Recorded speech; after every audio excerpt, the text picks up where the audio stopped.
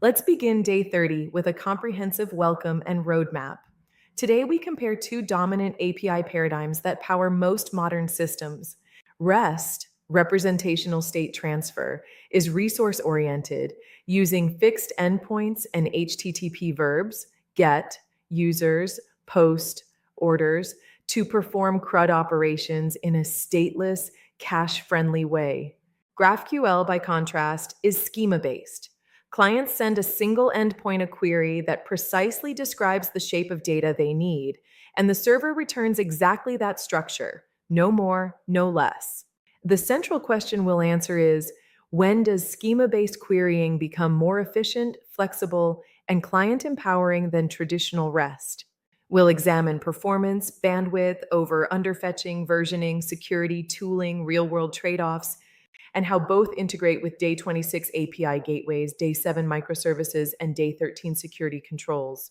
This is one of the most practical and frequently debated choices in architecture. Today we go deep so you can decide with confidence. Here's the expanded roadmap for day 30. We start with a detailed review of REST fundamentals, resource modeling, proper use of HTTP methods, status codes, caching headers, and HATOS. Then we dive deeply into GraphQL fundamentals, a strongly typed schema, client-defined queries, mutations for writes, subscriptions for real-time, and the resolver pattern. We'll do a head-to-head comparison on classic pain points, overfetching and underfetching, versioning strategies, network performance, security considerations, tooling ecosystem, and developer experience. Finally, we'll build a clear decision framework. When GraphQL shines, when REST is still king, and when a hybrid or BFF approach makes sense. This ties back to day 26 API gateways, which confront both day 7 microservices, GraphQL federation, day 13 security auth at gateway, and day 18 observability query cost monitoring. Let's start with a detailed REST deep dive. REST is resource oriented. Everything is a noun like users, orders, or products, accessed via URIs. HTTP verbs clearly express intent, get retrieves, post creates, put/patch updates, and delete removes. Status codes are semantic and rich. 201 created with location header, 204 no content, and 400 bad request.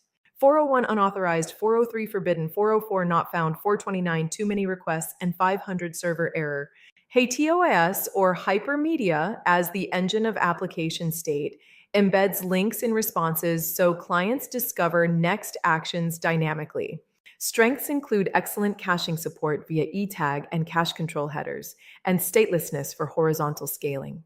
Finally, REST boasts an extremely mature ecosystem of tools, proxies, and standards.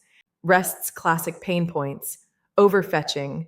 A single endpoint often returns more data than the client actually needs, e.g., /users/123 returns full profile, even if only name is required. Underfetching forces multiple round trips, get user, then get orders, then get products per order. Versioning usually means new endpoints like v1/users versus v2/users, leading to sprawl and client migration pain. The response shape is fixed by the server. Clients have no control over what fields are returned. GraphQL fundamentals. Everything happens through a single endpoint via post request containing a query string. The schema is strongly typed and introspectable. Clients can query the schema itself for documentation. Clients write exactly what data they need. No overfetching, no underfetching. Mutations handle writes with input validation. Subscriptions provide real-time updates via WebSockets when data changes. GraphQL query example. A client asks for a user's name, email, and order, IDs, totals. Only those fields are returned. No overfetching. Nested relationships, user, orders, are resolved in a single round trip. Fragments let you reuse selection sets. Aliases rename fields for clarity. This eliminates multiple REST calls and excess data transfer. Head-to-head comparison. Overfetching is common in REST, extra fields sent. GraphQL eliminates it. Underfetching forces REST clients to make multiple calls. GraphQL resolves everything in one. Versioning in REST usually means new endpoints. GraphQL evolves the schema safely with deprecation. The N+1 problem. repeated queries in nested loops, is mitigated in GraphQL with data loader batching. GraphQL security: limit query depth and complexity to prevent denial of service attacks. Rate limit per user or by calculated query cost. Use JWT or OAuth tokens in headers. Authorize at the field level, not just endpoint, for fine-grained control. GraphQL tooling: Apollo Server, Node.js, and Apollo Client, React, etc., form a popular full stack. Relay is Facebook's opinionated, high-performance client. Hasura instantly turns databases into GraphQL APIs. Federation, Apollo Federation, lets multiple teams maintain independent subschemas that compose into one gateway. When to choose GraphQL? When mobile or web clients have very different data needs from the same backend. When dealing with deeply nested or relational data that would require multiple REST calls. When requirements evolve rapidly and you want to avoid endpoint proliferation. In bandwidth-constrained environments, mobile, IoT, where minimizing payload size is critical. When to stick with REST for simple CRUD operations where fixed endpoints are sufficient. When strong HTTP caching like CDNs or browser cache is critical, REST caching is mature and widely supported. For public APIs where broad ecosystem support matters, when data shapes are predictable and stable over time. Hybrid approaches: many teams run REST and GraphQL side by side behind the same API gateway. Backend for frontend pattern uses GraphQL to tailor responses per client type. Strangler pattern gradually replaces REST endpoints with GraphQL. Gateway routes traffic to either based on path or header. Performance comparison: REST often suffers from overfetching, sending unnecessary data, and wasting bandwidth. GraphQL delivers precise payloads but can hit N+1 problems, mitigated with data loader or batching.